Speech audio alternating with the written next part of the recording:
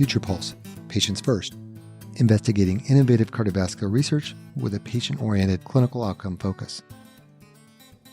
I'm Dr. Thomas Nero, clinical and interventional cardiologist and director of cardiovascular research at CAFC.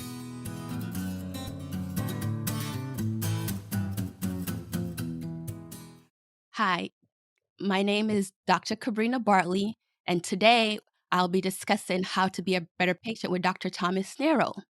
As we all know, there are many ways you can improve your health, such as eating more fruits and vegetables, exercising 3 to 4 times per week, and avoid smoking. Even though we tend to know these things, oftentimes we don't do them. So it's important to think about how you can better help your doctor, thereby being a better patient. Dr. Nero, what suggestions do you have for patients of how they can help their doctor? It's a very interesting question because a lot of people know the right things to do. And you're absolutely right. Their exercise and diet are probably the two most important things that everyone can do.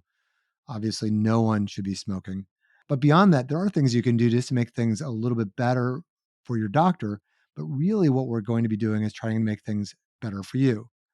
For example, one thing that I tell everyone, and a lot of people are already doing, is writing down their names of their prescriptions on a piece of paper and keeping it in their wallet. Now, there's a couple of important parts to this. One is that you should write the names and amounts of the drugs you're taking. In addition, you should also write down your physician's names and their phone numbers. That way, if there is a problem, you can give this piece of paper to somebody else and they can contact your physician directly. Although it's okay to have it on your phone, I would also have it printed out because A, if you can't talk to someone, you won't be able to open up your phone. B, you don't necessarily want to give your phone to somebody else. So if you have it on a piece of paper, then you can actually give it to them. And C, you can also give a copy of this to somebody else, to a friend or family member, so that they can also have a copy. And in case you can't respond, that they'll have that information available to them. Any other suggestion that you have in terms of what patients can do? In addition to this, and I think that would be probably the minimum people can do, we're really talking about trying to help you to understand your disease processes better. Because people who understand what's going on with their health tend to be better patients. They tend to take their medications. They tend to remember their appointments. So the first one is that in addition to writing your medications down, it's important for you to memorize all your medications and the amounts. And yes, many people will have 5, 6, or even 7 medications. But I think you can remember 5 names and 5 amounts. And if you can't, you're much more likely to forget to take your medications throughout the day. So memorizing your medications, why you're taking them, and the amounts. And so that way, if anybody asks you, you can say, oh, yes, I'm taking atorvastatin 40 milligrams a day for my cholesterol. The next thing is to try to start taking your own medical record.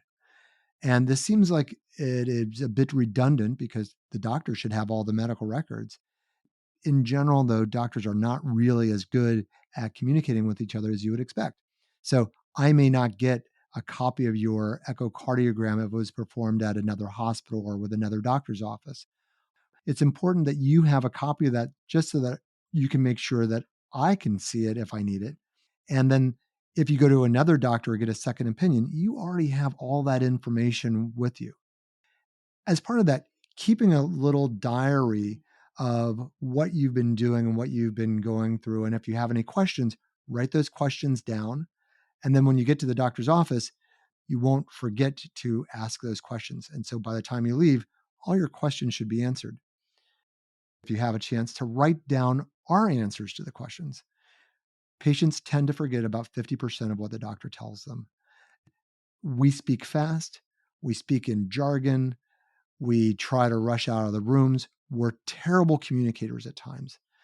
If you have that piece of paper there and you write it down, at least hopefully it will improve the chance that we're going to get that information across to you and in a way that you can remember it and then talk to your family members about it if they ask those questions. The last way that you can help, and this is one that a lot of people don't think about, is bringing a friend to your visit. It's your office visit. You can bring whoever you like to it as long as you're happy with the fact that they are hearing this private medical conversation. I love when especially when men bring their wives or their partners to my office, because I don't only have a second set of ears to hear what I'm telling them, but I have a second set of eyes on the patient who are going to share with me what's really going on. So, for example, I'll ask a guy, "How you doing?" And they'll say, "I'm fine, doc." And the wife will turn to me and say, "Wait a minute. Last week when you were walking up the stairs, you were short of breath. And what about that chest discomfort you had 2 weeks ago? Aren't you going to tell the doctor that?" So that way, it really helps me to understand what's truly going on, how bad your diet really is, all those things, because this other person isn't going to try to please me. They're going to try to help you. And that's really important to have that advocate there. And then, of course, they may hear some things that you're missing. The important parts of all of this are how not to necessarily help me, but how you can be a better patient for yourself.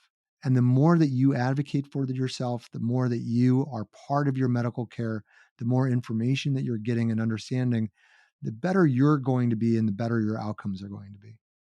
Thank you. Are you basically saying that, for example, patients who are more involved tend to have a better outcome in terms of their health? Do you think there's like any correlation? It's actually been shown in a couple of studies. Those patients who are better able to communicate with their physicians do have better outcomes. Now, do we have large scale multi center trials on that? No, because these are all things that are very subjective. But I do know that people are happier the more that they understand, because they're not uncertain about the outcomes. They have more clarity about what is going on with them. And they don't sit there in the middle of the night going, "Oh God, I wonder what's going on today. I wonder what these things." So just by that level alone, the patients will do better. Thank you, Dr. Nero. Do you have any final words for our audience? No, I just hope that, if I could get everyone to do these things, I think that everyone was going to be better off, and certainly the patients are going to do better and be better patients. Thanks for doing this, Kabrina. Thank you for your time today.